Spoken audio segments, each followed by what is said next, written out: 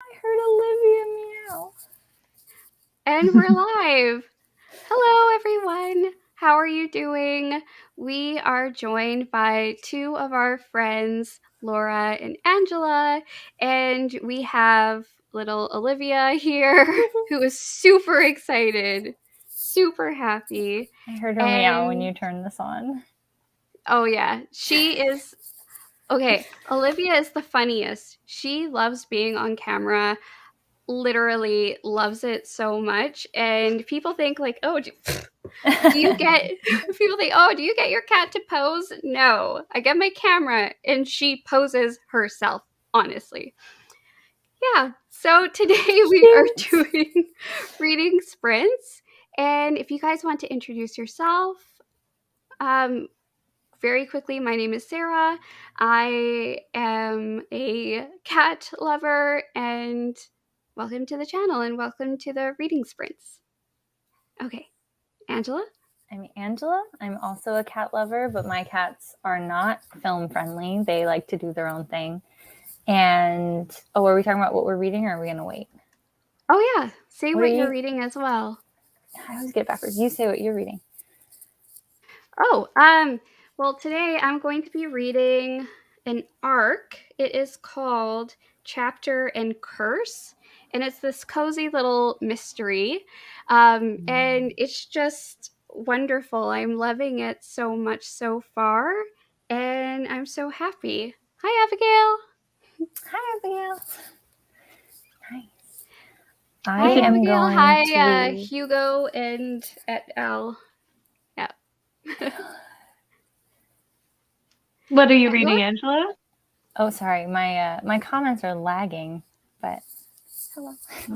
I'm going to be doing some reading for homework. I'm going to be reading Normal Sucks, How to Live, Learn, and Thrive Outside the Lines.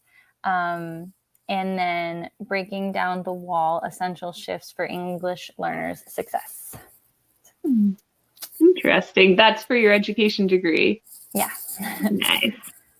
So a bit of light reading tonight. It's fun. I mean, so far, Normal Sucks is pretty hilarious because it's sort of a memoir of a neurodiverse author and talking about how obviously there is no normal and how we can help others thrive.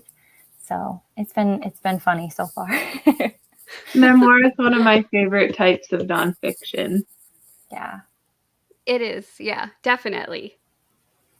I am Laura, and I have a channel called Laura Reads Pages, and I'm soon to publish a video, though I've been on a hiatus for a while. And I'm reading today Wuthering Heights. I've been reading it for a long time. It's been a little bit slow going for me, but I will be continuing that.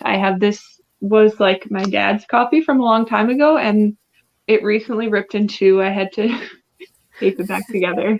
But it has that like old book smell, so I'm very much enjoying that. What are you thinking so far? Of the book? Mm-hmm. Yeah. It's getting to the point where it's really creepy. It's just sort of dark, but relentlessly dark. Like there's no angle that you can look from it and it's not dark. But I think I need to do a little bit of Spark Notes reading just to make sure I'm getting everything out of it that I should be getting out of it. So I've been meaning to do that for a little while. I do that all the time, like with classics. I always will go to the Spark Notes, and just to make sure that I'm not missing anything, like very obvious, which I've done before. Yeah, actually, when you were I've started to do that more often because I've heard you talk about it, and it helps so much. Even if you're getting all the plot points, like the Spark Notes will tell you about. It'll do like a little analysis, or it will tell you about themes and stuff. And there's one character in here, and all his lines are written in dialect, or as he would have said them, and I cannot decipher it. So every time he speaks, I literally just don't know what's said. Oh, really? Yeah, maybe if I tried a little harder, but yeah.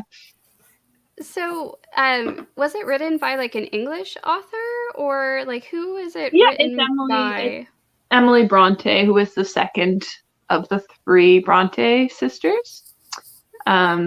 So yeah, apparently she was pretty tough. The story that I heard about her is that once she was bitten by a dog, and in order to, I want to say pasteurize the wound, but that is not the right word. Cauterize the wound. Okay, yeah. She took an iron and just like cauterized her Oh the my bite herself, and gosh. didn't tell anyone about it. It was just part of her day, and she just went on. And then someone was like, "Hey, why do you have burns and bite marks on your arm?" She's like, "Oh, I forgot to mention the dog bit me, and I had to I cauterize mean, my own wound." that's one way to do it. Yeah, If you need to. yeah. Oh my goodness. This is Wow. maybe wanting to read it even more. That's a story that stuck in my head about her. Was the other Bronte sister the one who wrote Jane Eyre, or am I remembering completely wrong? So Charlotte Bronte, the oldest one, wrote Jane Eyre, and then Anne Bronte wrote Agnes Grey and Tenant of Wildfell Hall. Is that? Never. I think check me on that one, but yeah. I'm in the same boat. I haven't heard, but that doesn't mean it's not true. Right. There's a really cool graphic novel that I've had on hold from the library I've been on the list for like over a year, and it's someone. Do you know the one I'm talking about? And no, I'm just shocked that it was over a year. You've been on over this a list. year, yeah. And it's a graphic novel, and someone did research into, I guess, when the Bronte sisters were kids, and they had a brother as well. They had this really elaborate imaginary world that was sort of play, but they wrote some of it down, and this graphic novel is like kind of an interpretation of that, and or a representation of that. So I've had it in hold for a year, almost a year, and I'm really looking forward to that. Finally coming to the top of the list for that someday. Oh my goodness! Yeah. Wow. Well, I'm happy that we're all reading kind of different things. Like, I would say that my read is probably the closest to Laura's. Sorry, I'm reading nonfiction. This is a productivity sprint for me tonight. It may turn into a productivity sprint for me as well. Just because I would like to film a video. I'm not going to film a video while I'm doing this because that'd be next level. But I'm trying to get together my sweater weather readathon like books. So like I asked so many people. Yeah, I asked for like recommendations for the different types of prompts.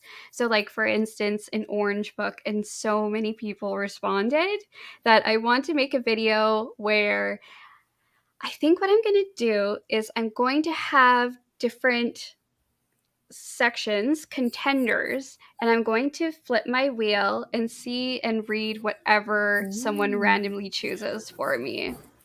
And then everything else I'll just mention are recommendations for others to read. So I basically have tomorrow to do that, and then today to research. So nice. I can't wait to watch that. I'm really excited about the readathon because I think that October is going to be a busy month, but this is my favorite type of reading, like autumn reading, autumn and Christmas reading. Nothing really compares like throughout the rest of the year. And yeah. This is my favorite time of the year. There's just so much to look forward to because the weather's getting a little bit cooler and more comfortable. And then you have like, my birthday is at the end of the month, and then there's Thanksgiving, Canadian Thanksgiving, and then Halloween, and then Christmas, and like lead up to Christmas. But why does it always have to be like the most stressful and busy time of the year? I feel like I've never been able to properly enjoy it, even though like I know I would love it. I totally agree. It is very busy. It's so busy, especially for like teachers. I would say. That's what I was gonna say for real. Yeah. So I totally agree with that. But there's something also like there's the whole busy aspect of trying to get everything together and ready. And then there's the whole like going home and cozying out and sniffing your favorite candles and like just having blanket time with your cat. And that's wonderful.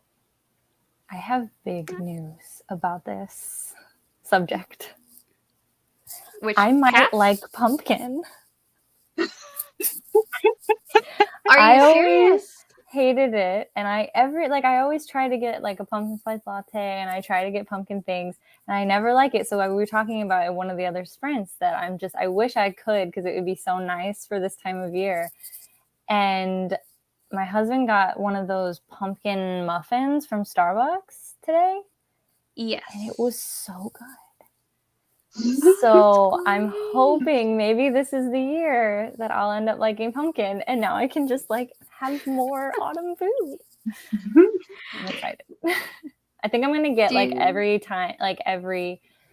every couple days, like try one of the new fall Pumpkin. Starbucks drinks and different things like that. You know what? I had a similar experience with pumpkin.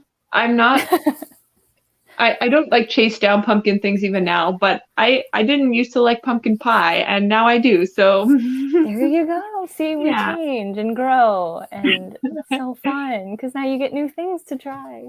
Yeah, I think there are certain foods that I don't know that you grow out of not liking, and maybe pumpkin is one of them. Brussels sprouts. I remember as a child, Brussels sprouts tasted like, oh my God, they tasted so bad. And now I love them. Like, I can't get enough of Brussels sprouts. They tasted like sulfur or something when I was a kid. I think the texture plays a part in a lot of things too. Yeah, like, because I remember trying pumpkin pie, and it's not that I hated the taste. It's just the texture was just so mushy and nothing. But now I'm wondering, like, it's a whole new world. We'll find out, I guess. Stay tuned for if Angela ends up liking pumpkin. I love how Abigail says, haha, so glad you love pumpkin now. I'm sipping a pumpkin spice latte right now. I've got the, my go-to is the brown sugar oat milk iced shaken espresso. I think that's what it's called. This is the one that I'm having a hard time trying anything else because I love it. But that sounds really good, Abigail. I'm definitely going to try one probably this weekend, I would bet. I'm excited.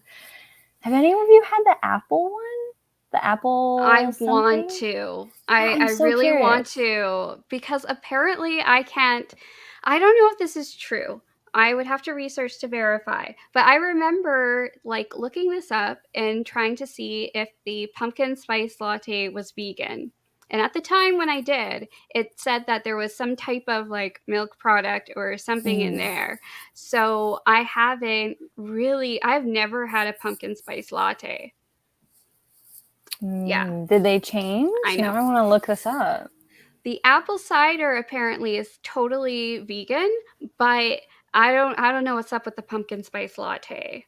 But yes, the apple crisp thing, iced and hot, yes, they're vegan. So I know that, and I'm going to try that.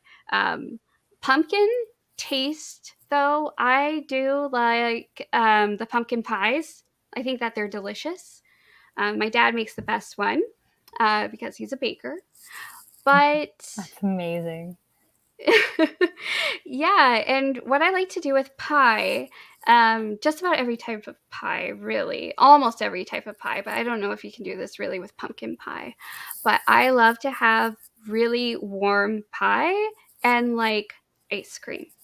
Oh yeah. Oh, I love that too. It's my favorite thing. It's like my favorite combination, like vanilla or cinnamon or whatever it is. Just the combination of like hot and cold. You're gonna have some cinnamon. I love that too. I love that. Yeah, I like the hot and warm together. Does anyone have a slice cheese on top of their apple pie? No, why? What do you I mean? thought everyone, isn't that a thing with apple pie? It comes with sometimes I go to restaurants and it comes with a slice of cheese. A slice of cheese? What? What? Cheddar? Yeah. I have never heard I of don't that think in I've my swear life. it's I a have never thing. heard of this. It's not just me. I don't believe you. Please tell me. Tell me You know- it's not just me. No, Em, I guess. Wow. Okay, that's new. Oh, My good. dad does the cheddar cheese thing. So this is Oh. a thing? I'm gonna ask my dad about this as well and Yeah. see like what is up. It's definitely a Yeah. thing. Okay. Thank you. What does that do to the flavor? Why would you do that to your taste buds?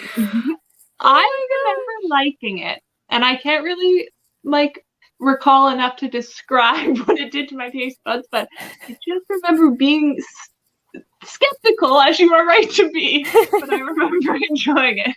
I was like, Wild. that is so crazy. I have never heard of this in my life. Oh my word. But maybe I can try that with like some vegan cheddar cuz I'll try it. I'll try it and see how it goes. Next time you Yeah. see I an won't. apple I'm pie, sorry, I won't. I couldn't do You won't that to even Precious try. apple pie. No, apple pie's too good. I cannot do that to it. I'm so it's sorry. supposed to be salty/sweet. Okay. Like, I personally am team vanilla ice cream I'd on rather apple do pie. like salted caramel or something if I want to get salty sweet because I don't think cheddar cheese.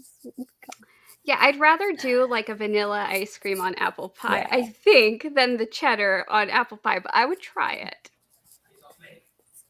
I'm glad to see that the apple crisp drink is good. Like, okay, I'm gonna have to definitely try that. I'm gonna try every single one. It's gonna have to happen. Not at once, or I would be bouncing off the walls. But Yeah, Oh my Abigail said that the apple crisp Okay. drink is good. It tastes like a dessert. I just can't. It just seems so weird to drink an apple pie type thing.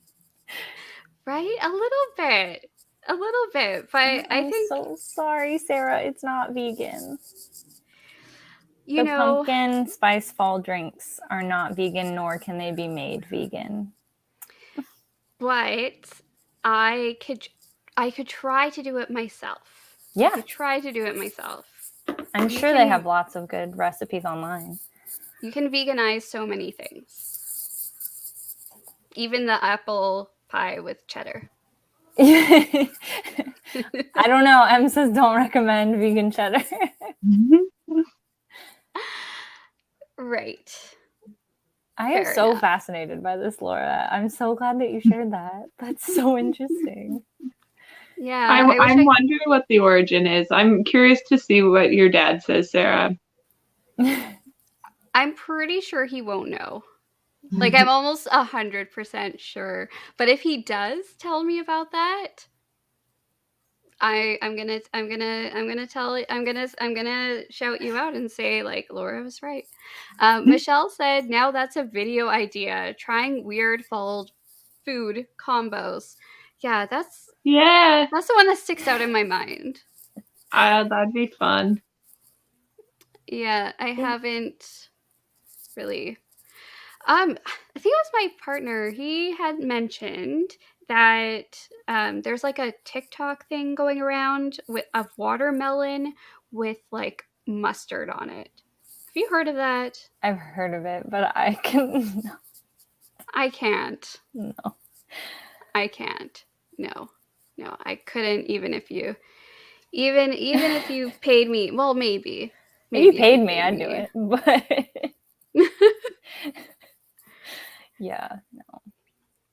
Okay, so I think now is probably a good time to start our first sprint of the night. Yeah. What do you all think? I'm up for that.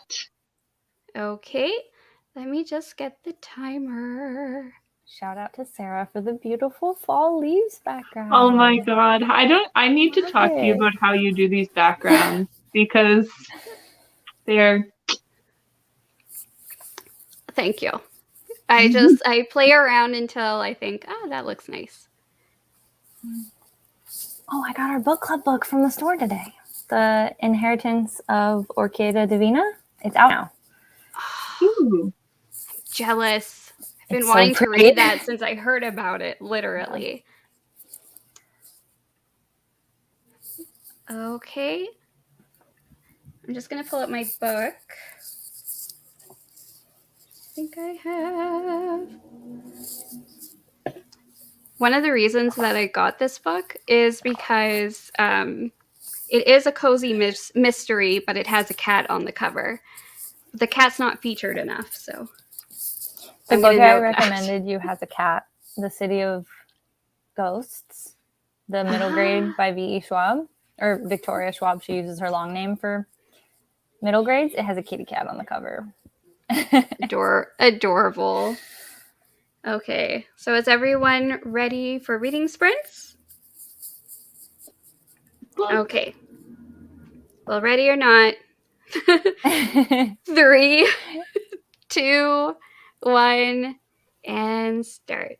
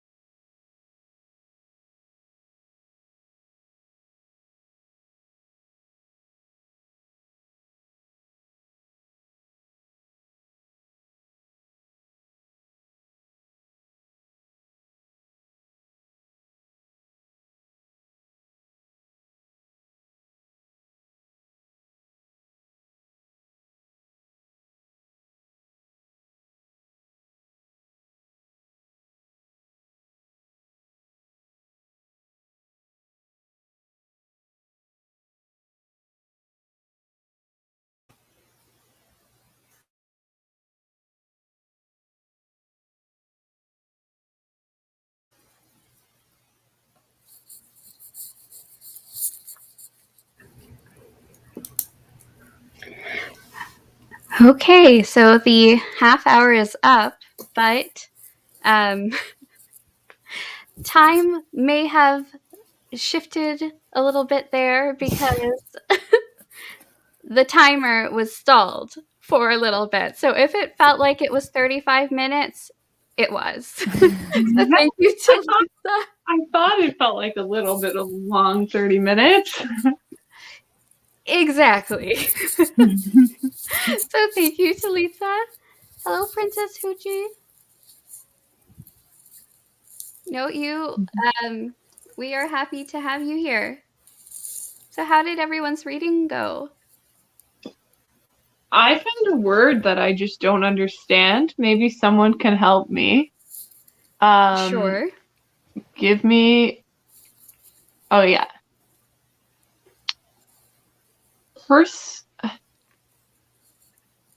Perspicacity. Perspicacity.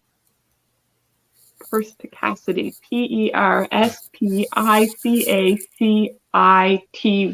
Perspicacity. Can you use it in a sentence? It was a marvelous effort of perspicacity. Means shrewd and wise. The quality of having a ready insight into things. It was a marvelous effort of perspicacity to discover that I did not love her, was the sentence. So like mental perception and understanding, it says. Like discernment, a clarity of vision or intellect, which gives you deep understanding and insight. Yeah. What a word. Yeah. Nice. You should just use that randomly. Then maybe it will spread all the way from like, you're in Ottawa, right? Yeah. It'll spread from like Ottawa to like the States to everywhere. And this is where it started. Emily Bronte will be so proud. Lisa, you're welcome. Thank you for noticing that the timer was stalled. You're welcome. I read 16 pages. I started to read Caravel yesterday, by the way. Have you read that book before? Caravel? Oh, who? Me? Or the person? Anyone. I have not. I have read it. I'm curious to know how you are enjoying it. Ghost reads, bring Perspicacity back in style. If I can one time use that in a sentence, I will be very impressed. The opportunity arises. I think that you can. Just use it one day in like one of our like live like reading sprints or in like our or at the like Top Shelf Society, and I'm sure everybody will be like, oh my gosh, Laura, what'd you say? Wow. Yeah, I have to use it around the right crowd, I think. I think so. Angela, you had a good quote here from your book. Do you want to read it out? It is a quote by Alberto Rios, who is the first poet laureate of Arizona. Mm-hmm. And it says, we seem to live in a world of maps, but in truth, we live in a world made not of paper and ink, but of people. Those lines are our lives. Together, let us turn the map until we see clearly the border is what joins us, not what separates us. I like that. Yeah, I like that a lot too. Very, very beautiful quote. Oh my God, Ottawa, I'm in Toronto. Nice. I haven't been to Ottawa before. I've been to Niagara Falls and to Toronto, of course. Every time I fly, I go through Toronto. Yeah, I'm actually really liking Ottawa.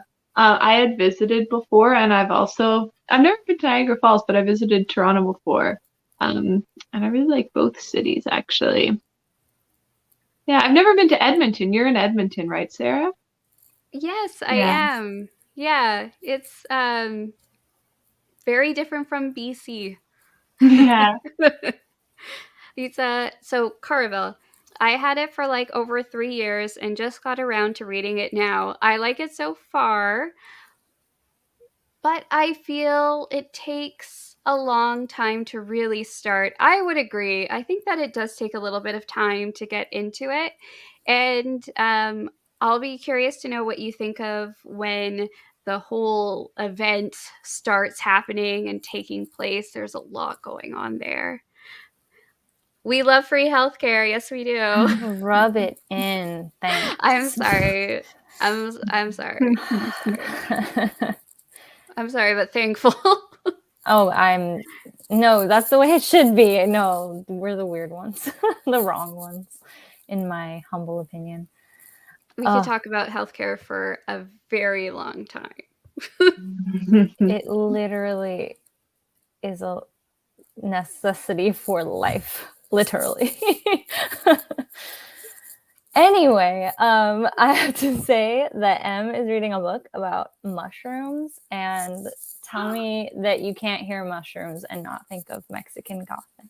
Is it Mexican Gothic or no? It's a nonfiction, but honestly, every time. That I would read a nonfiction about mushrooms. Francis from Mexican Gothic. Was he the one who painted the watercolors? Who painted the watercolors of the mushrooms? I can't remember. I forget names immediately. I feel like it might have been Francis. I feel like I need to read this book again, like this October. Apparently, Francis sounds familiar. I think that was it. Francis was the good guy, and that's who got her out. No spoilers. We like Francis. No spoilers. Yeah, but mushrooms. I know a few people who are mushroomers, like people who go forage for mushrooms. Wow. And it's pretty intense, apparently. Like, people have their spots, and it's just the top secret. Like, you don't reveal where you go. Yeah. Like, you don't take very many people into your confidence about where you go find your mushroom. There's an episode of Bob's Burgers about that. It's so funny. Mushroom picking? Yeah, there's I think Bob and the kids go out, and like there's, like you said, these people that are hunting for this mushroom because his burger of the day is going to involve mushrooms. And yeah, they're intense apparently. Well, my partner went to go mushroom picking one day, and he said, I'm pretty sure he said that he couldn't even handle that one day. Like, it was intense. The mushroom hunt was strong. Yeah, and apparently, like, it takes quite a lot of skill. Well, obviously it would, to not poison yourself, but also to like pick out the mushrooms. Like, you kind of like get an eye for it, apparently. It will always make me think of hobbits. Aw, hobbits. Love it. Hobbits like their mushrooms. So, thoughts on House of Earth and Blood? Never read that. I actually don't even know. I haven't heard that book. I'm gonna look it up because it sounds familiar, but I haven't read it either.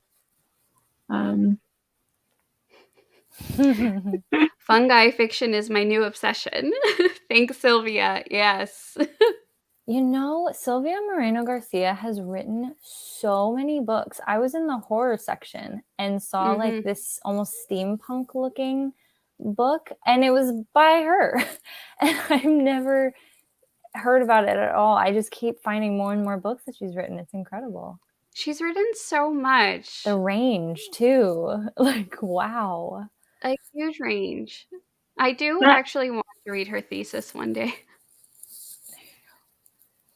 The House of Earth and Blood sounds interesting. Is that Crescent City? Is that what that's also called? Or am I thinking of something else? No, that's it is. It's not the house. I hate how Goodreads doesn't give you any suggestions. Like, if you have to get it exactly right to find the book.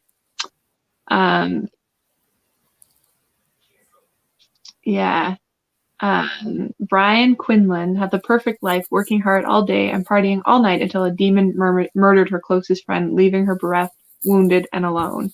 And I think it has like House of Earth and Blood. I'm curious if you know, Like do you Fae need and to Angel. read anything else by that author to understand it or not? Because I've never read anything by that author, but I know they're pretty popular if I remember correctly. Yeah, Sarah J. Maas. They're Okay, super that's what it is. popular. Do you need to know anything else to read that book? Because I have seen a lot of people talking about that, but I have not read it, unfortunately. Do you guys have like certain, when it comes to fantasy or like magical realism or whatever, do you have certain sort of like magical beings that you have a preference to read about? Like, for example, anything that has like ghosts or like kind of like Celtic inspired magical things like Is Fae that or yours? like I'm always like, ooh, I don't know what it is. Yeah, or like spirits of nature kind of thing. I'd be interested to hear what everyone thinks. I was going to say, I enjoyed An Enchantment of Ravens by Margaret Rogerson. That's the one about Fae. Did you read that one? No, I haven't. I don't read a lot of fantasy, but I do have like a type that it's low fantasy. Like it's a standalone too, so you don't have to worry about having to go through a whole series. And it's just very like atmospheric. Like it wasn't like a 5-star read for me. It was just a good atmospheric book. And if you like Fae and things like that, you might enjoy it possibly. What was it called again? An Enchantment of Ravens by Margaret Rogerson. But I agree, those are so interesting. I like ghosts. Yeah, I like ghosts too. I like ghosts, and like I love witches, and I like witch cats. Like I love cats and witches, and really I love ghosts so much. Like any of that. Have you ever read The Exorcist? I've seen the movie. I've never read the book. It's like one of my favorite like books. That's demons. So you're like demons? Well, demons, and yeah, it's a little bit scary, but I like it. I love the whole I love everything about it. I love the whole like Ouija board and that sort of aspect. And I love kind of like going online and like listening to people's like stories about Ouija boards. I don't know what it is. It's usually the same story, just like a little bit different each time. I will watch it. Yeah, the board moves on its own. The lights start flickering. They hear a noise, and I'm just like, "Oh my gosh, you heard a noise!" Like it means that's totally what I'm gonna do when this video is over now. There are some good stuffs. I don't know. I'm never satisfied because I never find what I'm looking for very often, but I like an example I can think of is Ninth House by Leigh Bardugo, where it's like a combination of a lot of different things, but especially things based upon like lore and mythology and different things. Like if you can get like ancient Greece and ancient Egypt and like witches and runes and like all that stuff, like that is what I adore. But I don't find many books like that. I guess I haven't really looked because I don't really know how to Google that, or like how do you that's not like weirdly specific, but you can tell I'm an academic. I like all the like the kind of like lore and mythology stuff. Those are my favorite. And dragons are pretty cool too. Did you read Percy Jackson as a kid? I actually didn't. I didn't read that or Harry Potter or anything like that. Like I don't know. I just like that stuff. History almost a little, but fake like not fake history because it's belief systems. I guess like that, like people's mythology and lore and beliefs and stuff. Like to me, that's just so fascinating because it's real, but you can also then make it fantastical. You know. You know what? I actually agree with you there. I love like myth retellings or like I'm like anything like Arthurianly inspired, like King Arthur stuff. I'm really into that too. If you like the King Arthur stuff, Legendborn. I need to read that. Oh my god, I have so much reading to do. I Same. know, right? I know that Legendborn is just like the most. Oh, here it is. Here it is. I have to get it out just because it's like so beautiful. I put it down for a second and I need to get back to it. But it's just like, Yes, I cannot wait to read One that book. word. See, Goodreads is not giving it to me just because I put a space in between legend and born. I see. Yeah, I know. Goodreads. I'm not quite sure what it's going to take for it to be revamped, but it feels like it never will be. I feel like once a month, I feel like I'll go on and see people saying, "Oh, there was an update on Goodreads," and then I go check and nothing's different. And it's like, what has changed? Like, what did you do differently? Oh, there's a lot of comments. I'm curious. Oh, I did. I'm currently rewatching. Oh, I'm so sorry. Go. Oh no, I'm just reading this. So, I think the question is for you, or no, it is for at Ghost Reads Me Too. How did you read Stephen King's It? And Angela, you mentioned that you read it. How did I read read it? Mm. I'm not gonna be a snarky person, and I won't say that I just read it. I don't know. I don't know. Do you mean like because it was scary, or? It's a lot. Like, I'm too intimidated to ever start it. I mean, well, I kind of said last time, like my perspective on that is like, for me, I don't really get intimidated. I get excited because you can like get so in depth with this whole new world. Do you want to get in depth with it? Not always, because it's terrifying. But like it's basically in my opinion, it's one of those books that you both can't stop reading, but you also want to put down because you're like, this is really scary.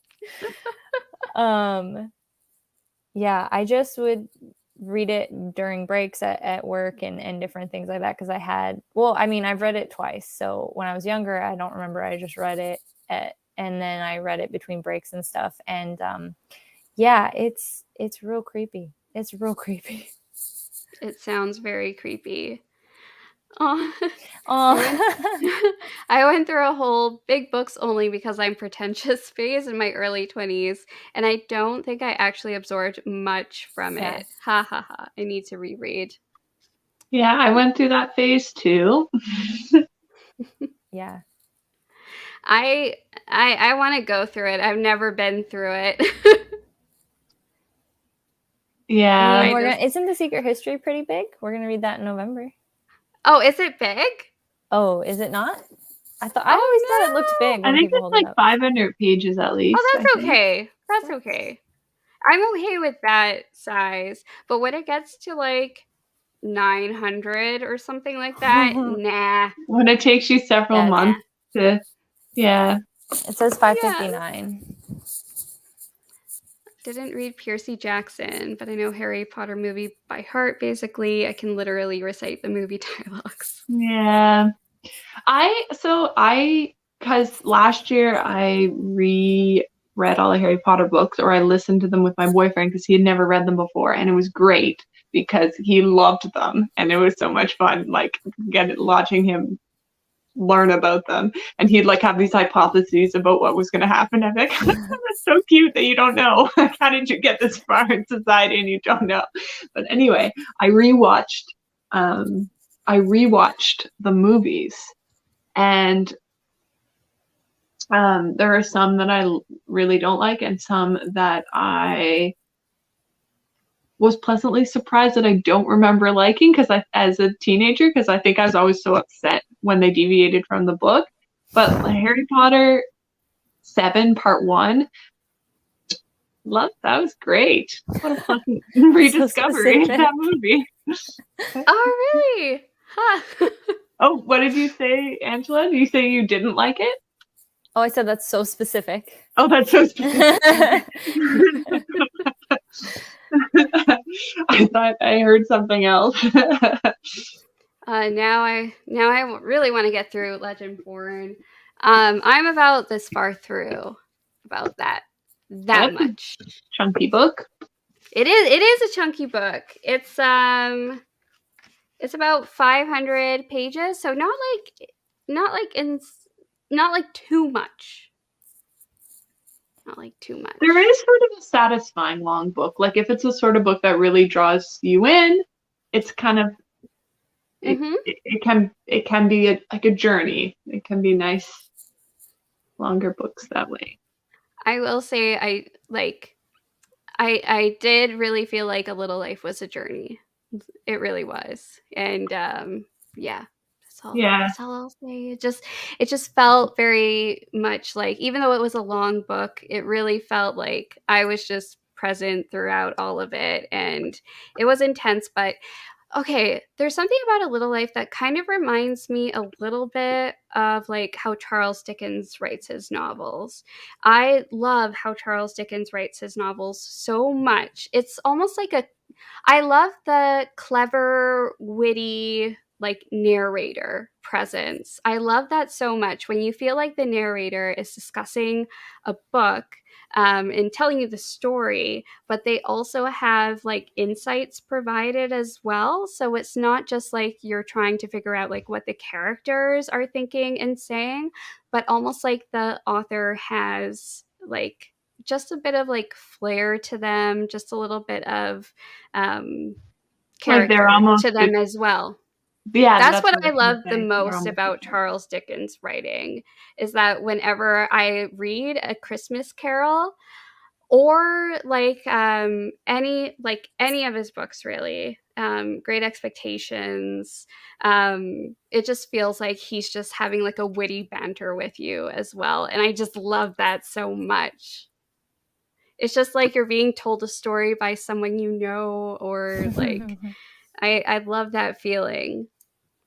Yeah, I don't know if it's because obviously Charles Dickens is so like has inspired so many other authors, but it seems like sort of in my mind, like if you think of what a book is or what storytelling is, it's like that is the like the definition of how a story goes, you know? That's how I felt about Tolkien in like The Hobbit. Like it's someone reading you the story.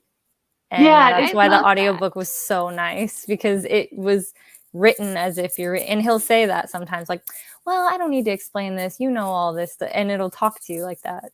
Like the narrator's bringing you along on a journey, like you're being told a campfire story or something. And I also feel like C.S. Lewis does that as well, and I just love it. I the Narnia books. Yeah. I love that part of it too. And a lot of children's books from like that sort of age as well have that cute, like have that sort of like narrator sort of voice, like they're telling you a story. I love that so much.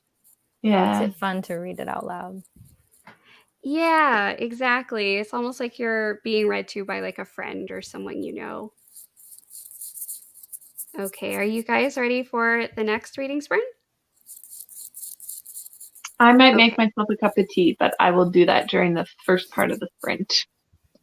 Okay. This time it will be 30 minutes. I will make sure that the timer is going. Actually, Olivia has been given that task. Okay, I'm just going to pull it up. Don't mess up, Olivia. Oh, she would never. She would never. I love this picture on the bottom left of her, like this next to your e-reader. That's adorable. I don't even know how she gets into these poses, but her paw curl is just, it's the best. Like whenever she does that, I try to get a picture. Here's a paw curl, like here is a paw curl, and here is just like a shoulder, like she's super cool. And you said she likes getting her picture taken too. All of these I have taken. She's posed. As I get out the camera, I don't get it. The top left is pretty funny too. Like the look on her eyes, like she's looked like she's purposely not quite looking into the camera. Like, just this is my nice side. It's her model face, and this Yeah. one as well, model face. Pumpkin face. Oh, Oh, wait, cute. can you show that again? I'm sorry, I'm Yes. trying, because I have to turn the fan on because it's hot. I'm sorry if it's loud. She's under a sheet, and you know Nana from Peter Pan is the stuffed animal, and she's just got her little paws just like. What even? That's so adorable. That's the closest I can get to a pose. My cats are they need to learn from Olivia. They don't care about anything. She should have a course or like a skill share. I mean, Olivia's the master. Okay, everyone, get your books. Ready? 3, 2, 1, and start.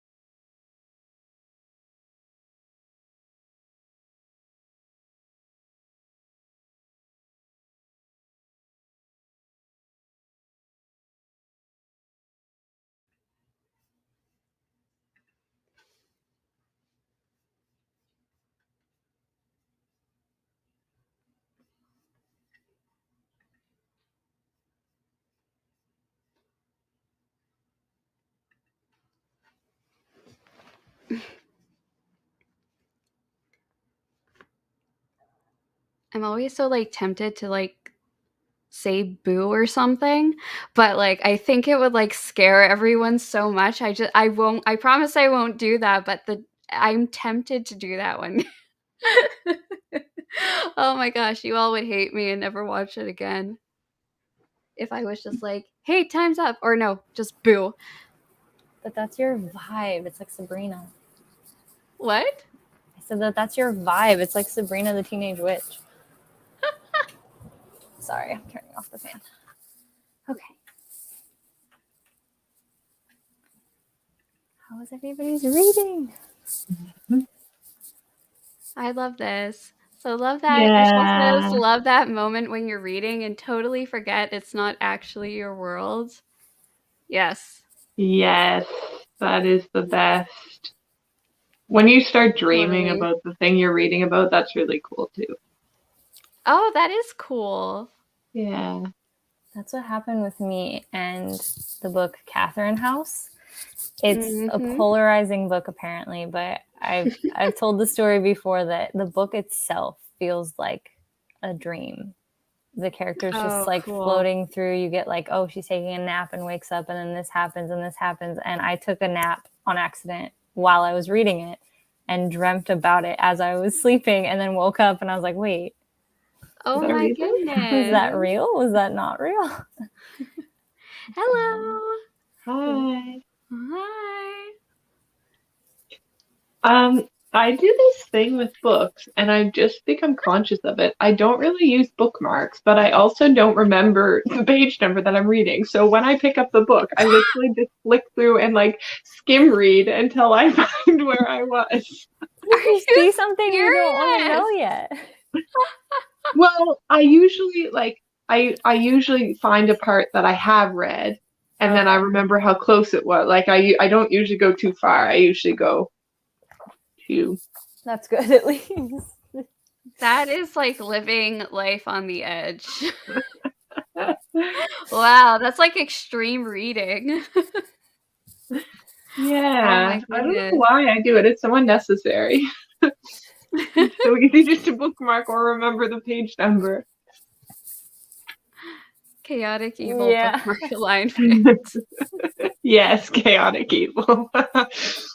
No, I feel like chaotic evil would be like if you ripped out the page that you just ended on. That would be like evil. Yeah. I feel like you're like chaotic neutral. Yeah. Imagine you just like ripped the last page out that you read. Okay, that's what it is. I'm definitely chaotic something, that's for sure. Yeah. Yeah, so how's everyone's reading going? I'm very curious to know.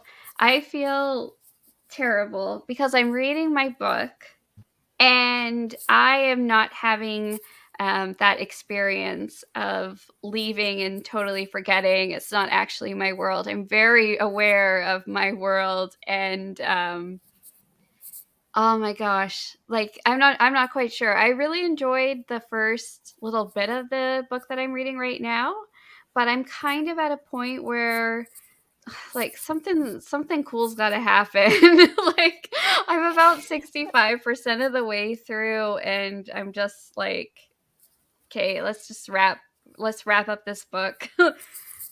Yeah, You know? I hate that feeling, and I get it sometimes. And sometimes it's not even that I'm not liking the book. It's just like for some reason I can't like get absorbed in it as I would like. I guess that does mean you're not enjoying the book, but yeah, I find that's such a disappointing experience. Yeah, I get that a lot. And it's an arc, you said too, huh? Yeah, it is. But I did really enjoy like the first third of it. And we'll see if I'll enjoy kind of like the end of it. Let's see. I think she's referring to what you've done, Laura. Lisa says, I couldn't do that. Recently, I was like reading 3 or 4 books at the same time and didn't have enough bookmarks and had to do the same thing. And I hated searching for the place I was. Yeah, I can't say I like it either, but I just keep doing it. I don't dislike it enough to make a change, I guess. You just keep doing it. Yeah. 35 pages of pages mushroom fact. down. Tell us the most interesting mushroom fact you learned. Since I came late, I have no idea what anyone is reading other than Wuthering Heights. I will get mine up. I'm reading, well, I read my assigned homework for, I am studying to be an elementary school teacher with an endorsement for English language learners. And we're reading, what's it called? Let me go to my Kindle real quick. Normal Sucks. And that's funny. And Breaking Down the Wall, which is about supporting English language learners. So productivity night for me. What about you, Sarah? What are you reading? How is the reading? Is it like sometimes course stuff is hard? It's like dry or hard to get through, but how are you finding it? I am only on like my second week. So from what I've read so far, a lot of it isn't textbooks so much as books that are like shorter. Like I have to read a whole book for next class, but it's only like 130 pages and it's from, experts in the field. And my program really focuses on multicultural education, which is what all education should be, but unfortunately isn't quite there yet. So it's just, to me, super important and fascinating and great to be able to like hear people's not just firsthand or secondhand experiences, but the research that is proving a lot of the stuff that people are hesitant to change towards. And it's like, but the research is showing. Now we have actual evidence, so you can't tell us that this isn't the way we should go anymore because this is the best way to teach, So yeah. I'm not having a hard time. You're interested in the topic, therefore, yeah. Yeah. And my program is kind of set up that they expect you, like it's, they call it hybrid, but to me, doesn't hybrid normally mean like you're partly online, partly not, or something like that? I think at my university, they're calling it like flex learn, but I'm sure it's different from place to place. Yeah. They call it hybrid as in like, they think of that as they made the bachelor's degree set up for a couple of years to where you can also work while you're in school. So that's why the workload isn't as hard, because I've got a little extra time to be able to catch up on homework because they're expecting you to also work at the same time. So it's a great program. I love it. I love the emphasis on all of that. I love it. Wow. That's something that I think with education is, why does it have to be like happen at a certain rate? As long as sometimes if you have more time to digest the material, and if you're not like cramming it in, it sticks with you longer and you don't resent it or come to dislike it, and you have so much of a better experience. But we structure all of our university courses and stuff over 6 weeks or 8 weeks, and that's not the best way to learn things.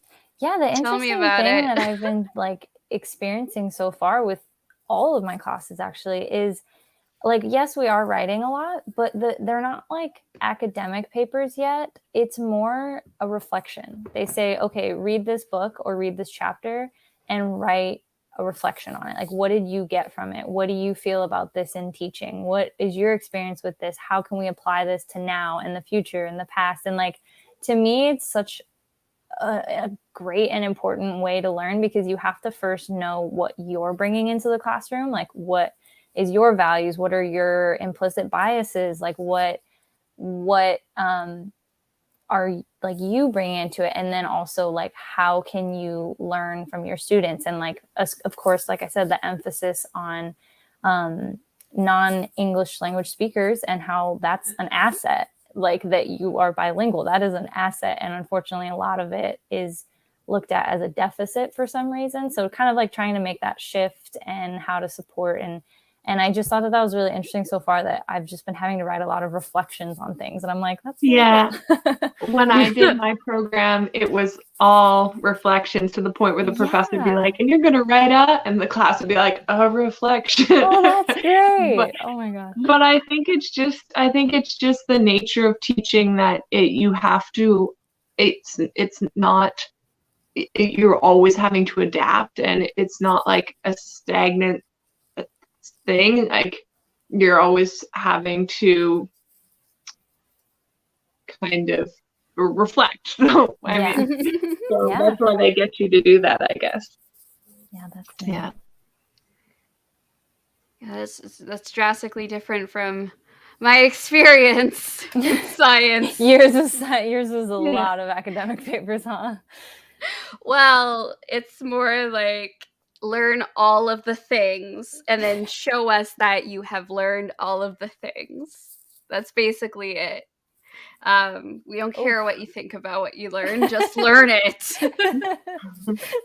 Learn it and tell us that you know it.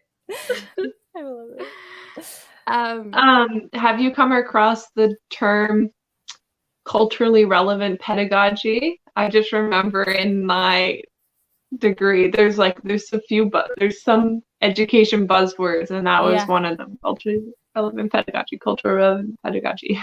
Yeah, definitely. And I like how, like, one educator is talking about how we call it multicultural education, but hopefully in the future, and it should be just called education, because there is obviously in certain areas there might be like more demographic or language speaking of a certain kind, but like 75% of classrooms at least has one English language learner student, and like to be able to find that as such an asset, and like what their language at home and culture, and how we can bring that into the classroom, and it just helps, it benefits everyone. And it's like, that's what education should be, because we exist in a world with so many different people, and that's the beauty of it, you know. How do you be a citizen of the world, you know? So it's, that is a good buzzword that you got. Yeah. It's kind of hard though, because the whole purpose of school is to kind of, in a way, or I guess school as it's set up, not that it should be this way, but it's to like make good citizens, or to make people conform to certain standards, and like, how do you do that while also preserving like the individual, like either cultural knowledge, or like, I guess, how do you do that inclusively? The catch. We're just talking about treasuring it and appreciating it and looking at it as something to be proud of and a treasure, rather than a lot of people look at it as a deficit. And that's the shift that needs to change, is like, no, this is a gift that you have this, and that you can hopefully share it, and we can all be a part of it, or just, you know, enjoy getting to know everyone and the different, I don't know, just the appreciation. I think so far that's what we've been talking about, is the shifting from a deficit-based view of it to an asset-based, basically, and celebrating it, you know. That's neat. What are you reading, Sarah? So I'm reading Chapter and Curse. It's a cozy mystery, and there's a cat on the cover, which is really what got me to read this in the first place. But basically, let's see. I'm trying to find, where can I get it? There we go. So this is what it looks like, Chapter and Curse. Is that from the set of the ones you were talking about before? The author? Oh. Love the cover. Yeah, the cover. The cover looks like an ASMR room. Oh yeah. It's like it's a bookstore, and there's a cat, and the cat is sitting on the chair, and basically what happens is there's like a poetry reading by like a local like poet, and one of the guests gets murdered before even entering the bookstore. And so Rude. Sorry? I said rude. Yes. And so we're trying to figure out how this person died. We're trying to figure out who is blackmailing who. And we've just been kind of going over the blackmail quite a lot. And I kind of want it to wrap up. I don't know. Okay. Yeah. I'm just going to read a few comments. Lisa, I was so glad when I went to the bookstore and got a new bookmark. That's one of my favorite things. I love getting bookmarks. I now live within walking distance of 2 independent bookstores, so it's very nice. Oh, Yesenia's here! Hey, Senya. Hey, Senya! I want to know what your dream job is. I saw that you said you got... I mean, congratulations. You don't have to share if it's personal or anything, but just congratulations. I'm so happy for you. Congratulations. I'm just going to read a couple of little comments here. Cool mushroom facts. Zombie mushrooms pump amphetamines and psilocybin into the bodies of ants and don't actually take over their brains, so they're drugged but conscious of the mushroom's control. Yes, I remember learning about that. That's wild. It's absolutely wild. Oh my god, the word, like, they're drugged. That is so weird to get your head around. I definitely started looking at resin flower bookmarks on Etsy. I'd like the 20-minute mark. Okay, Senya's saying Disney. What? Disney. I cannot believe it. I'm so excited for you. Are you a cast member?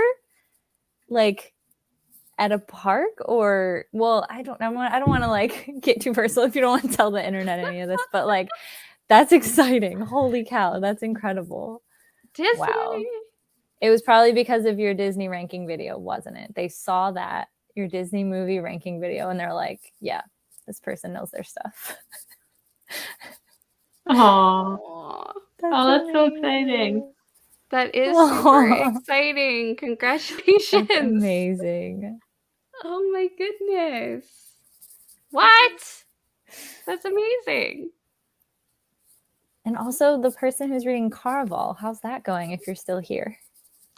Yeah, how is everyone's reading going? I really want the book to pick up, but I just got approved for another arc, which there's too many right now. But this one looks very exciting. It's called Tacos for Two. Aww. Can you explain ARC to me, Sarah? Yeah, so an ARC is an advanced reader copy. And so there are different ways to access them. Sometimes people will just like kind of talk to the publishers themselves. I like to go on NetGalley, and what you can do is basically set up a profile. So you just like type in on your profile what you're interested in, and then also like what your like social media following is. Like for me, it's primarily Bookstagram. That's how I like really talk a lot about reviews, and on YouTube as well. And also on Goodreads and on the Storygraph, I write reviews as well. So they'll kind of, basically you can go on to NetGalley. They have lots of advanced reader copies, like Sylvia Moreno Garcia is on there, a lot of other ones as well. And you just basically try and pick whatever book sounds interesting to you. They'll go and follow up with your profile. They'll look at your social media and see whether or not you are approved. And then from there, you can pretty much pick what you want. Right now, these are all the ones that I have right now. And I'm very excited, especially to read some of the Christmas ones coming out, because I want to sort of try and read as many as I can to suggest it to others and see like if they're worth reading and that sort of thing. Yeah. Neat. Yeah, I'm definitely gonna look into that. I Yeah, need to definitely start. do. I need to start getting back into booktube and bookstagram though first, I think. Same.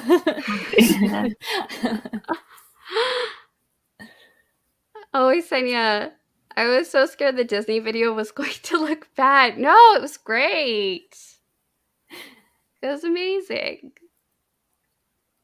Yes. Clearly not. Yeah. Lisa, like I said earlier, I read 3 pages in the last 30 minutes because I got distracted by online shopping. Relatable. Yeah. Hashtag relatable. But not really. Oh, and I started The Monster That Is It by Stephen King. What? Oh I'm my so gosh. curious if you're gonna like Stephen King or not, Isenia, because like it's so different from some of the stuff that you usually read that like you give 5 stars.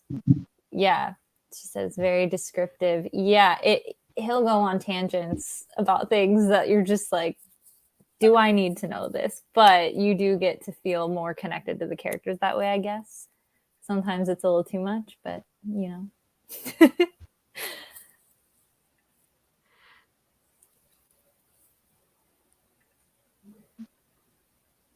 I'm enjoying it so far. It's very descriptive. Yeah. I can imagine it being that way. I haven't read it, but we'll see I one haven't day. read it. So Isenia says, I wasn't Yeah. a fan of Carrie, and that's the only book I've completely finished of his so far. See, I didn't love Carrie either, to be honest. It's more of a shorter story. I can understand why. You know, a book I don't really hear talked about that much, at least maybe, I don't know, but it's like perfect for this time of year. He actually wrote a book about vampires called Salem's Lot. And Yeah, it was I've heard of actually that. pretty cool. Like it wasn't terrible at all. Like it was a little slow from my memory. That was a long time ago though. But like if you like vampires this time of year, it's kind of like a very different, not different take on it, but like it's another person's take on it. I'm gonna give a Stephen King recommendation too. I haven't read any Stephen King, but there's a series that just came out based on a Stephen King short story, and it's called Chapelwaite. And it's definitely not my thing, but I'm watching it because it was filmed in Nova Scotia, and my friend got cast in it, so she has to give birth to like a demon baby in it. What? It's called Chapelwaite. You should check it out. It's very, very Halloweeny, and it's all Canadian actors and stuff. But I don't think it's like all Canadian cast or anything. But it was filmed in Nova Scotia during the pandemic, and it is accessible on CTV Sci-Fi and on some what is it called? It's called Epic, but you can't get Epic in Canada. I think it's only an American thing. So if you're Canadian, CTV Sci-Fi. If you're American, Epic or CTV Sci-Fi, Chapelwaite. Very Halloweeny. Lots of like gross worms coming out of people's faces and stuff. I think my favorite Stephen King, I've only watched like some of his movies, but I really like The Green Mile. Yes. Yes. I really liked that movie quite a bit. That's when intense. I read it. It is a very intense movie as well. Did you read it, you said? Or you No, watched it? I haven't. The only book that I've read of Stephen King's, and I haven't really read that much of it, I had to stop, was Pet Sematary. I was just gonna say that you shouldn't read Pet Sematary. I was reading Pet Sematary, and then me and Olivia, we were enjoying the first little bit, and then we got to this one point where we were like, no. I know the point. I bet I can tell you the point. Yeah. I'm sure. We got to that point, and me and Olivia were like, okay, we're out. We're not doing this anymore. Yeah. Okay, weirdly, I actually tend to enjoy his short stories. My favorite set, it's in the other room, I'm not going to get up, but Different Seasons. It has. I really enjoyed. Have you ever watched the movie Stand By Me? It's Maybe. with like Will Wheaton when he was a kid and River Phoenix when he was a kid and all that. It's like these kids go on a train track because they heard that there was like a dead body and they wanted to see it and stuff. And like, I want to say it's yes. not terrible. Like it's such. I really enjoyed it, and that is actually a Stephen King short story, and I really really liked it. And then that also I think might be the one that has what's the one in jail?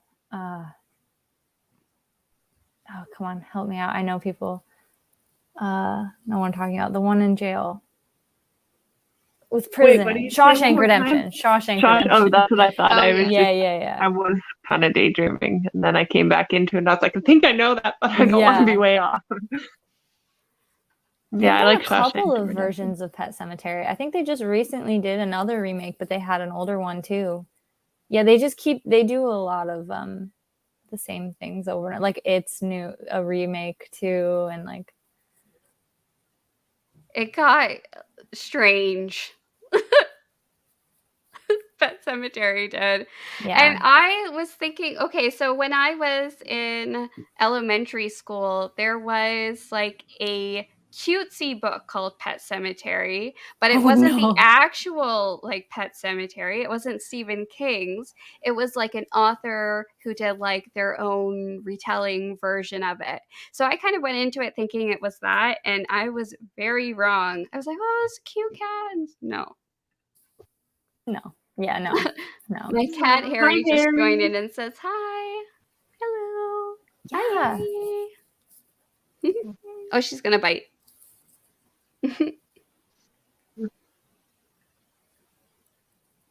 Yeah. I liked them too. Well, I like the first one. The second one, they changed some things from the book. I won't tell you what, but like they changed some things, and I didn't think it worked as well. Although there are some things in the book too that didn't work either. So I don't know. It's just a strange one. I think it's always going to be hard to like Yesenia. I can't wait to hear what you think because it gets wild. Like how remember you just said that it gets strange. All of his books get strange. Like you think you know where it's going, and then stuff happens, and you're like, what? And that's kind of sometimes the appeal is because you kind of like don't always know what to expect. He always takes it further than you think he will. Like the way I think of Stephen King, you know how people have like rules, like don't kill children, and in movies and books, like don't kill babies. Like, you know, they have like rules of like stuff, like lines that you shouldn't cross. He jumps over those lines usually pretty quickly. Like he doesn't care about any lines that you shouldn't cross. And so that's kind of, I don't know. I don't even know if I would ever recommend Stephen King to people because it's very like, ew, like goes pretty far really quickly. So, why are we even talking about Stephen King? Most of us aren't like big. Yesenia's reading it, I think, was where we started. Yeah. Okay, that was why. Yes. Oh, he has a white line on his forehead. Cute. Oh my gosh, that's so precious. That is really precious. The kids. Yeah, Stephen King is one that, like, I've never felt like reading Stephen King, but maybe I will I have to sometime. I never felt like reading Wuthering Heights, and now I'm doing it. No, not in big part because it's on my book poster, my book like scratch poster. If it weren't, I might not have picked it up. But I don't regret reading it. So yeah. Oh my gosh. Remember when we used to go to theaters? Oh. What was the last movie you saw before the pandemic? I think I saw Little Women. I think that was the last one. The last movie, I think it was no idea. For me. I think it was Joker. With Joaquin Phoenix. Oh, I also saw Joker and I hated it. It was not my thing. No, I loved it. That to me, like that Joker is like, oh, I really loved it. I really struggle watching any violence, so it was definitely not gonna be for me like before it even started. Yeah, and it was very, very dark. Have you watched it, Angela? Yeah, I'm like, it was one that I was glad that I watched because I thought that they did such a cool job getting more like real with Joker, you know? But it's probably not something that I would really ever rewatch, you know? But I thought it was good.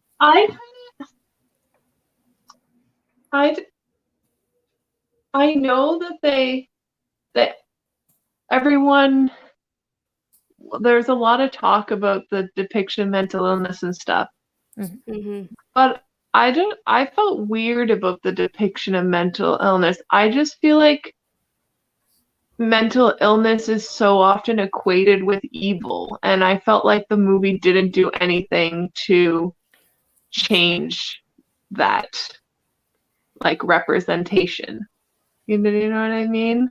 Like it's often That's really valid. Like I never thought about it like that. Yeah, I mean, I guess the thing that was very interesting with Joker was just that it was, I guess, an attempt to answer why he was the way that he is. And one interesting thing about the Joker is that in comic books and in movies, he never has the same story. Like his story changes multiple times. Like Heath Ledger's Joker, when he acted Joker, he gave, I think, 2 or 3 backstories for why his smile is the way that it is. And so you can't trust any of them. In the movie Joker, he was such an unreliable narrator because you kept seeing his story contradict itself. Like, and I think that's, to me, one of the most fascinating like aspects of it. I think that it doesn't show mental illness necessarily in the best way. First of all, it's only showing one sort of mental illness. Like it's not like mental illness, for instance, is just so like highly complex, and it can be like, depression, anxiety, schizophrenia, personality disorders, etc., etc. And of course, not all of the various mental illnesses have an association with like darkness, because that doesn't make any sense whatsoever. Of course, it's like an illness or a disorder, so naturally you would want to try and fix it or like have some sort of treatment for it, but that doesn't necessarily mean like a negative characterization on one's persona. But I think that you're right in that many movies often do that. They sort of associate like a negative personification of someone just because they have some sort of mental illness. In the case of the Joker, like that's a very extreme explanation of darkness. And if you go back and characterize it just to being like a form of mental illness, not everybody without mental illness would ever come anywhere close to what he's done. And like there is that kind of risk in media when it tries to take itself seriously. And I think that the movie The Joker at times does take itself seriously. So it's a very fine line, and I can definitely see some people watching that film and being aghast of how far they cross that line, for sure. Yeah, I just like kind of brings to mind, because I think at the time there was a lot of stuff in the news about like the lack of mental health emergency response teams and how they're sending like police to mental health calls, and it just seemed to like play into that kind of narrative that like mentally ill people need to be policed or like, but yeah, I can see it's more complicated than that. Yeah, sure. And so I think that it's a very polarizing movie. I think that many people can't just like watch that movie and just kind of think, oh, I like saw this film. Yeah. Like there's going to be an extreme reaction because of just how far, Provocative. how Yeah. how provocative it actually is.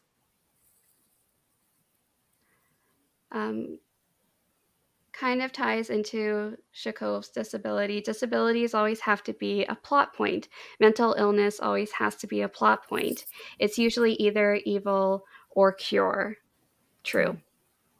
Yeah. And like we could also go into like what the like actual real life harms that can happen because of the portrayal in media, like how we actually view mental illness as a society. I think that's a good point too, because you can also show how exactly what Yesenia said. So Yesenia said, I think it was a great representation on the side of how the system can and will fail individuals as well, like how the funding was cut and his therapist was no longer able to practice. That I totally agree with. That's kind of what I felt a big point of the movie was how he was failed by systems that were supposed to support him, you know? Yeah. And I mean, like, the Joker is a sociopath, and he has such a motive for taking out all of his angst on society as a sociopath. He's not I wouldn't say he's a psychopath. I think he's a sociopath. Like, he wants to wreak havoc, and he wants to do it at a societal level and evoke like mistrust and chaos and a spectacle. Yeah, spectacle, definitely. Yeah. I think that was the case. I was on the other end of the spectrum, and I was just watching Star Wars on repeat in the theater. I also watched Star Wars before the pandemic. I was Little Women, Joker, Star Wars. I definitely went to see all three of those. I think the last one was Little Women that I saw, though. There was also... didn't see that until I bought it on DVD, and I love it. Oh, yeah. There's also that war movie. I didn't see it, but it was coming out at that time. The one that was like filmed in one take from the like first person perspective from one of the soldiers. I don't remember what it's called, but I know what you're talking about. I think is it called 17 or 1917? It's a number. Yeah. I think it was. I didn't see that one. I didn't see it either, but it was also one of the last before the pandemic. Because my boyfriend went to see it in Korea, and it was before we like really understood what was going on, and he was the only one in the theater because everyone was like pandemic, you know. We didn't have that very good access to the media. That wasn't talked about in the Western media because we couldn't speak Korean. So I see. We didn't know. Oh yeah. That makes sense. Wow. Every year, my partner and I, we go through the Oscar nominations, and we watch like the best film nominees, just like every single like year that we can. And that was actually a really good year, the one that had Joker in it. And I feel bad, but the only one we didn't watch was 1917. Do you remember the other movies that were nominated? Let me just look it up. I think I seem to recall, I don't know the years, time doesn't make sense anymore, but like but that wasn't the last Jojo Rabbit and Parasite were big ones that I heard a lot about. Parasite. I need to watch Parasite. I haven't watched You need to watch Parasite. You need to watch it. It's epic. I think it's on Hulu. It's amazing. It's also Korean, so I remember I was in Korea at the time and everyone was talking about it. I was like, I need to watch this. Ford versus Ferrari was interesting. I actually enjoyed that. I think that was a nominee for like best documentary. And honestly, with Parasite, I would say just go into it and don't have any idea of what Parasite is about, just go in it and watch it and just watch what happens. It's intense. It's very okay. intense. I have no idea what it's about, so Yeah. I will do that.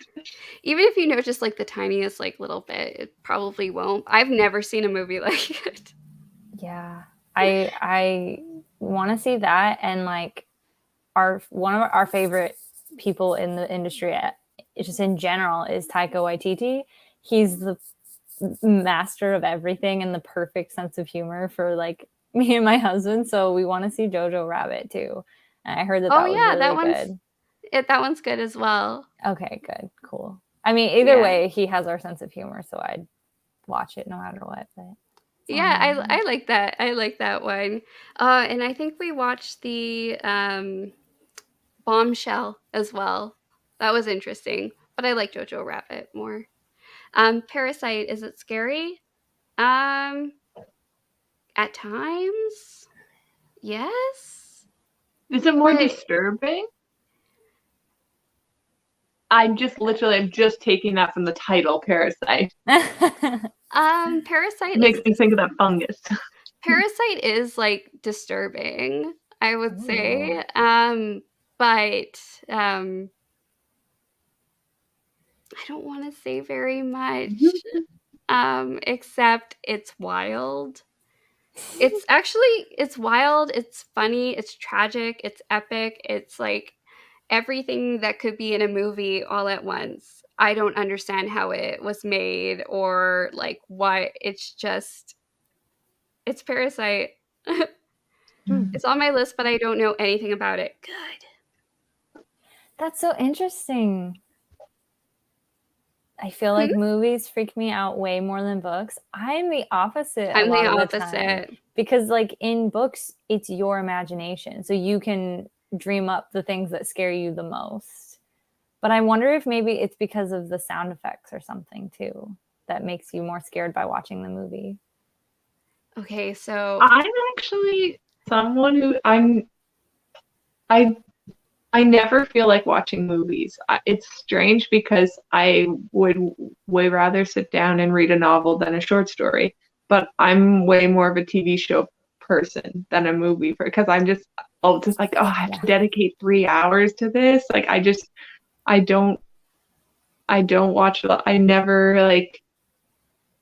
I have to push myself to watch movies.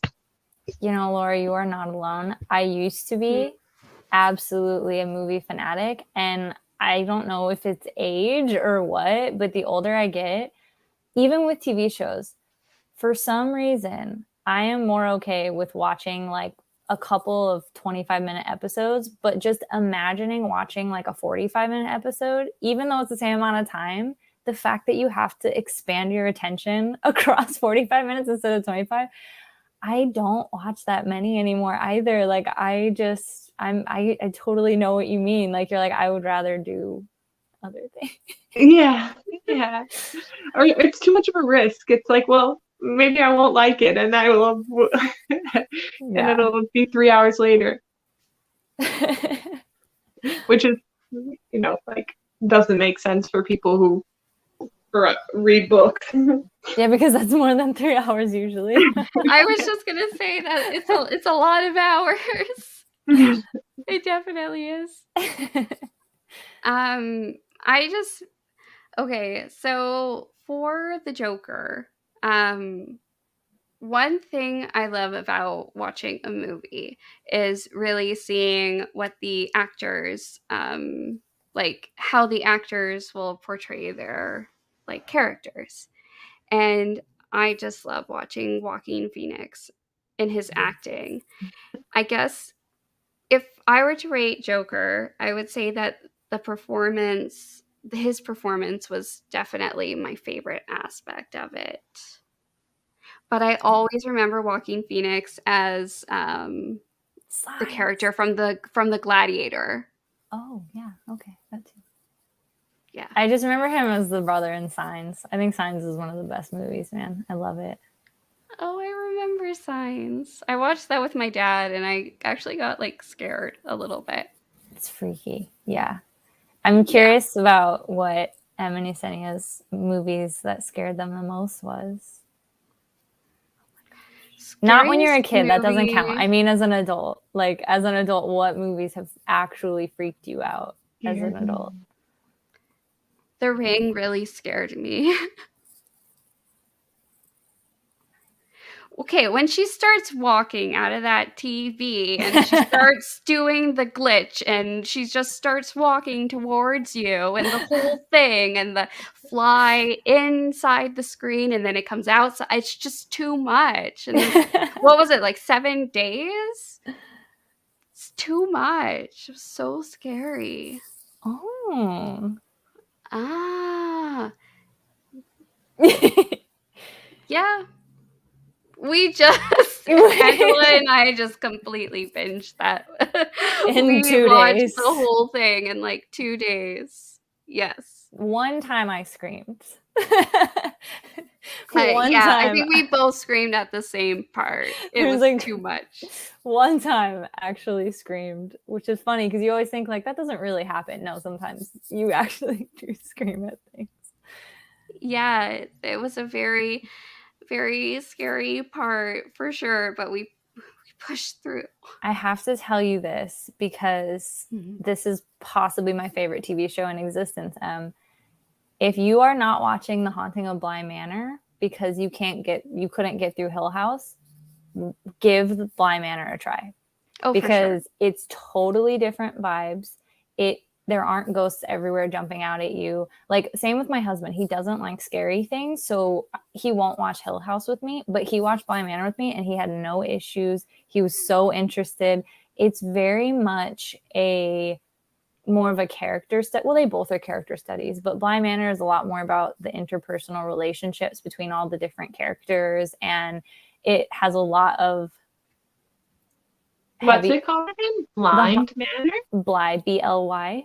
Oh, B-L-Y. Yeah. The Haunting of Bly Manor. Like it is spooky, and that's the good part. Like there are a couple of scary things, but it's not like Hill House has, ghosts everywhere all the time. This doesn't really, hardly at all. It's a lot more like I love them both so much, but Bly Manor is just so good to me. And even if you were too scared of Hill House, I definitely think you should give it a shot. Yeah. It's really good, and you get to really like bond with all the different characters and find out like what's really going on with them and what happened in their past and what's happening now. And it's creepy. I would say Bly Manor is pretty creepy. Like especially the two little kids can be creepy sometimes, but it's so good. And I just can't speak highly enough about this. I literally have a mug of something from the show. So the cool thing about the Haunting of Hill House, did I say it right this time, Angela? Mm-hmm. Okay. So the cool thing about that show and Bly Manor is that they use like some members of the cast in both of them, which is, I didn't realize that going into it because I actually watched Bly Manor first and then I watched The Haunting of Hill House. Interesting. And I loved Bly Manor for the story, and I loved The Haunting of Hill House for like the creepiness and the spooks. Mm-hmm. Yesenia, so I rented The Ring with my little sister, and we kept falling asleep and waking up, and I promise you, each time we woke up, it was skipping back to the scene where they show the video through the TV. That sounds awful. Oh my gosh, that is so creepy. Oh man. Oh, thanks. Me, I'm primarily a horror reader. Also me, I am actually 50% chicken. That's what makes it fun. You get the adrenaline, butterflies, nervousness. I watch a lot of like murder mystery type shows, but I'm not like a horror movie person. And it's funny because in a way, the murder mystery stuff should be scarier because it's real and could actually happen. Yeah. But the like supernatural kind of like creepy, like the picture of the haunting of Blythe Manor, like the child with the dripping hair, like that freaks me out so much more. Yeah. Even though obviously I'm probably not going to be die by spirit child with wet hair. So Hey, Oh, there is a lot of No, I'm just creepiness. kidding. There is a lot of creepiness in Bly Manor. It's creepy for sure. I just don't think that it's like scary as like traditional scary. Real creepy, especially the little boy. As far as the scariest movie I've ever seen, I'm not sure. I'd have to think about it. Yeah. I'm not quite sure, but I'm always looking for a scary movie to watch that will really scare me. But for me, I think it was probably The Ring was the scary movie for me. And I think it might be like a protective mechanism or something. But sometimes when I watch a movie and I'm about to get like actually like scared, what my brain does is it starts to think to myself like how awkward it must be for the actors to act that scene.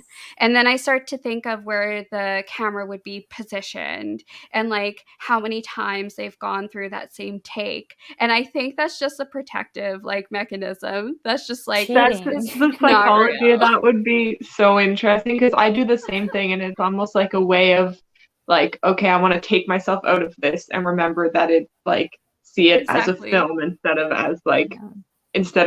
buy into the story. Like I don't want to buy into this story anymore. I want to remember that this is not real. I'm the type of person who will just like tell me when it's over.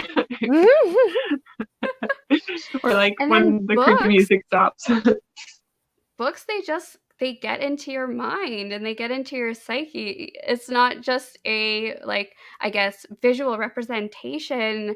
Like it really goes into just very disturbing sort of aspects or scary aspects. And I think that they just feel so much creepier. Oh, I know one at the time that scared me so bad. We were Sarah and I were just talking about that. Yeah. I was going to say really quick though, like, now rewatching it, I'm like, nothing happened in that movie. But watching it for the first time in theaters, Paranormal Activity, the first one, because there wasn't really many. I mean, like, yes, there was the Blair Witch Project and stuff, but there weren't really many that was filmed like on a camcorder. And fun fact, my maiden name is in the credits of Paranormal Activity, because when the movie first came out, it was so low budget. Like it was just those people like just literally filmed it on like nothing. And if like you had to request it to be brought to your theater, and me and my friend like were requesting it because we liked those kind of movies. And because we requested it and got it put into theaters, they put our names in the credits with like a bunch of other people being like thank you, like you're part of why this movie became popular, because and it was have you guys seen it? Do you know what I'm talking about? Paranormal Activity. There's like 5 of them. But I haven't seen it. Okay, it's not. Like I said, rewatching it, I'm like, nothing even happened, but it's just the suspense and the buildup that makes you want to have a heart attack, because like you're just sitting there watching footage of like them sleeping, and you just stare at the room and you like are waiting for something to happen in the room, like the whole movie, stuff like that. And it's like, it was so scary at the moment. I remember like going to the parking garage in the theater afterwards and like nearly shaking. Like I was like, I am freaked out. Now it's not as big of a deal, but just saying, like the first time you watch it, it'd probably be a little suspenseful. Yeah, suspense is the scariest, because when there's too many like pop-ups, or when the suspense is relieved too often, like there's always a little bit of a like it's never quite as horrible as you imagine. So like the longer Yeah. they keep the suspense, the scarier the movie because you're just like build it up and build it up in your head. Oh, totally. I will be right back. I have to get my power cord, but keep talking. So I remember when I was like looking into the Blair Witch Project, like I remember watching it like with my friends when like we were younger, and I wasn't scared by it. And I was sort of wondering like why people made it into such a big movie, because there's just basically you watch people in the woods and they're trying to investigate like what happened there. And but there was this whole like social media campaign before there were social media campaigns that were saying that like there were like websites that had it like this actually happened, and they created like websites and they got people to like start commenting, and they did this whole entire like internet like hype sort of situation just to get people interested in like the Blair Witch Project, which I found like completely fascinating because before that nobody was really talking about it. Angela, I was just talking about like how like the Blair Witch Project, like one of the reasons why it became so big was because there was like a social media campaign before they even had those. Yeah, I was Like saying that came out when I was a kid. yeah, and like there were like internet websites that were talking about it as if it were real, and they were just talking about like that this happened and so, and none of it was all myth. It was all just created for that movie, which was fascinating. Because I think that it had such a big impact at the time. Now there are so many like even like TikTok accounts or like creepypasta or YouTube. So you can't really take anything that you hear like seriously, but at the time they sure did. That's so weird. That's interesting. Yeah. Marketing at its finest. Mm-hmm. So I think that's Paranormal Activity. Yeah. Get Out. I loved Us. I've been wanting to watch A Quiet Place for a long time. That might have been one of the last ones I saw in theaters before the pandemic. Did that come out? Oh yeah, I saw A Quiet Place. That was creepy. Yeah, I saw that in theaters too. They've all been excellent horror movies in the past few years, in my opinion. Yes.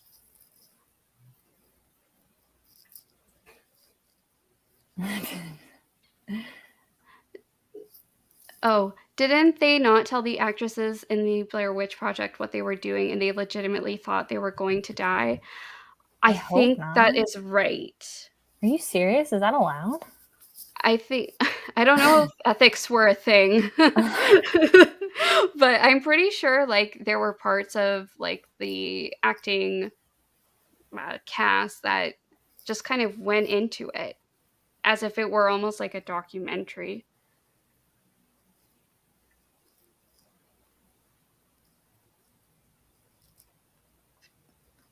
To me, A Quiet Place is more of like a monster horror. Does that make sense? Like, I don't even remember if they ever even show the stuff, but like, it had a different vibe. They all kind of do have different, like, there's kind of like genres within the horror films. My favorite is like paranormal, as we've established, but there's also like slasher and monster and psychological and all that stuff. What is slasher? Slasher is like Michael Myers and Jason and stuff, like people just like getting chopped up and slashed with knives and stuff. Ugh. I think those were I don't like those. Those were like kind of bigger in the 90s, I think. Yeah. Even I remember like Hostel. I never watched it because I heard just like the most atrocious, horrifying things. It was literally just a gore fest, the whole movie. And I'm just like, why though? Like, why? Some people like it, like no shame to people that like it, although I'm confused as to why. But like, Yeah, but slasher also like the 90s kind of slashers though. I think there's a difference between those or even the the 80s and stuff and like the gore because there are some that's like just straight up gore and then there's some that like do kind of have a plot. I can't really do those ones. I also like cheesy scary movies as well, or like teen ones. So okay, if you remember I Know What You Did Last Summer. Yes. That With was Jennifer good. Love Hewitt and Freddie Prinze Jr. That was good. And Sarah Michelle Gellar. I loved it. And Scream as Scream well. is my favorite. I love that one. Sorry. Scream is so creepy. But it's also like Scream does all the nods to other horror movies, you know? Like it's got like the janitor cool. that's got the sweater that the Nightmare on Elm Street. What's his name? Oh, is that Freddy Krueger? Yes, he's got like the janitor has the same sweater that Freddy Krueger had, and like there's like all these references to the other horror movies. That's such a good one. Creature horror. See, that is All things that how go can bump in you the night. read that or read or watch that? How does that not freak you out? That is my nightmare. No, I can't do Saw movies either. I can't. I have no enjoyment from them. I have like zero tolerance for. I'm so bad at watching. Like even in the Joker, when he shoots the talk show host, I can't watch that. I actually like have to look away, and I am like people think I'm putting it on, but I actually just like look. I don't even mind blood. It's not the blood. It's like the. Yeah. I didn't like that part either. I don't like seeing violence in movies. I really don't. I couldn't get very far in Game of Thrones. I tried. I couldn't either, Laura. I feel that way about like I don't even know what you would call them, like what like real life, like murder thriller stuff like that, you know? Because like I had to finally because that stuff's always, you know, interesting. Like you find like the mystery and if they get caught and why they do it and all this stuff. But I had to stop watching them because I'm just like, you know, this is really like just makes me depressed for humanity. Like I don't want to spend my free time watching about the awful things that people do. I just like could feel the darkness getting to me and I'm just like, you know, I think I don't need that in my life anymore. So it's the real stuff that I don't like. Yeah, it's kind of a fine balance, and it's like to me, I don't know if this is like makes me a bad person, but I'm okay with like the suggestion of violence, or like I'm okay with the focus. Like it almost depends what the focus is on. Like if the focus is on the mystery, even if you know they're doing a forensic investigation and you like see the body afterwards, or like you're hearing descriptions of what's going on, like that I'm okay with. It's like when the focus is on like often murder mysteries, you know, like the murder is almost a one-off event and the whole story is not really, it's like the focus is on the mystery. But yeah, it's hard to like put my finger on exactly, but it's to do with where the narrative is focused, or yeah, that makes a lot of sense because those I mind less. Now that you say that, like you're making me think, because those I mind less, but like the investigation centered part. But like I think the thing that turned me was watching the show Mindhunter on Netflix. Like it's like literally about these FBI agents who like interview famous food. Yeah, that got to me too much. I'm like, that's too like because it was about why they do this, like what their feelings about it are and stuff. And to me, I'm like, I don't want to know. Like, not that I'm, because like I don't know how to explain it. I'm not trying to sound like judgy or anything, because there are some circumstances that cause people to be the way that they are, you know what I mean? But it's just like, I would rather not think about that, to be The honest. psychopath. Yeah, like so I guess like that makes a lot of sense. But it's you always interesting have these 'cause like I deep, haven't- profound thoughts and connections, Laura. Oh my god, I'm so like, when I started, I'm so bad. When I started my work, everyone was always like I'd be asking questions and people would be like, Laura, that is way above your pay grade. Like, that is what the curriculum designers don't think about. You have to teach the lesson, okay? Focus on what matters. See? That's But I'm good, so bad. though. I'm such a like big. I'm too much up here, not enough in the concrete. But Oh, anyway, that's great. that's just how my brain works. That's a great thing. Yeah. But that's Um, so much more interesting. For I had to do like a rotation in forensic psychology, and no. Ooh, yeah. No. I Yeah. remember leaving the interviews and just going to the grocery store, and I just took a cart and I just went around mindlessly around the grocery store being like, I know things I should never have had to know. And then and then it was just for a limited amount of time or whatever. And then I jumped into something different and I was very happy too. So, well, I was listening to a documentary about it. There's some fascination.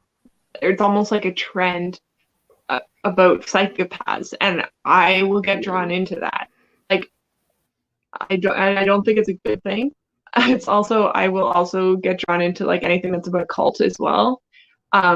But there's this almost glamorization of the psychopath and kind of a twist away, because I was listening to a CBC documentary, and the researcher was talking about ways in which this can be harmful and how we want to dehumanize that people and see them in this way. And she was saying it's almost like we don't want to cure the psychopaths because they make such good stories or whatever. But they did a little bit of a piece on I guess if you are displaying callous characteristics or psychopathic characteristics as a child or teenager, you can still intervene. Most of those people don't become full-fledged psychopaths. And they were interviewing with the people who work with these kids, and you just think imagine going to work and facing that every day, and those gotta be some tough people. Imagine I can't imagine doing that work and having to humanize, having the compassion to humanize people who have done such terrible things, and that you're not and who don't have the capacity to feel empathy, that's just a whole other level of tough skin, thick skin. Yeah, definitely. I have more trouble with existential dread more than violence, to be honest. Stuff like Breaking Bad I can't handle because the outlook is so bleak from the first episode. Horror almost always has triumph, though. Interesting. I understand that. Yeah. Well, I think in horror there's usually one person left, at the end of it, or there's some. Yeah, that I would agree with that. If you guys haven't watched this, I have a recommendation, because it's hilarious, but also it's got every monster, creature, anything you could ever imagine, and it's also kind of poking fun at scary movies. The new Cabin in the Woods. I think I think I The one with like one. Chris Hemsworth, and I think he's the only one I know in that. But like it was from a couple years ago. It's been on and off like Netflix and Hulu. I think Hulu and stuff like that. But the newer How Cabin have in I the watched Woods like with every Chris movie that Hemsworth. you're saying? I have not. I'm just only talking about the ones that I have seen. But no, Literally. it's so good because like they poke fun at scary, like something will happen and they'll go, I think we should all stay together. And then the guys are like, no, we should all split up. And they're like, and like little things like that where like they poke fun at real scary movie. Yes, that one. It's got every creature you could imagine. It's hilarious. It's like it's wild. The ending is wild. Like it's just it's probably my favorite to watch just in general because it's just got everything. It's Do so you good. have a favorite monster in the way that like do you have a favorite fantasy focus? Do you have like a favorite monster? I can't tell you my favorite ones from Cabin in the Woods, but Oh, I don't no. know. I don't know if I should tell you what it is. It's just in it for like a split second, but I died of laughter. I don't know if I should tell. I guess I'll tell you because it doesn't matter. But like a unicorn impales somebody. Oh my god.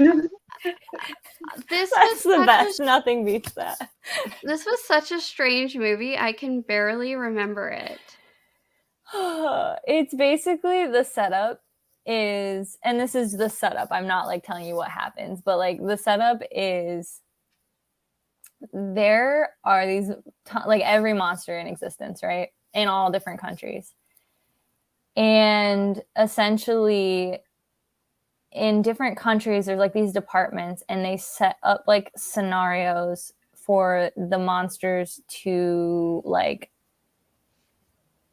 get sacrifices so that it can appease this like higher god situation, right? And so it starts with this group of like the stereotypical people. One of the guys looks like Shaggy from Scooby-Doo and he gets high all the time, so it's especially like what the joke of Shaggy from Scooby-Doo is. And he and they go to a cabin in the woods. Little do they know this cabin is rigged up to get monsters to come out to sacrifice them.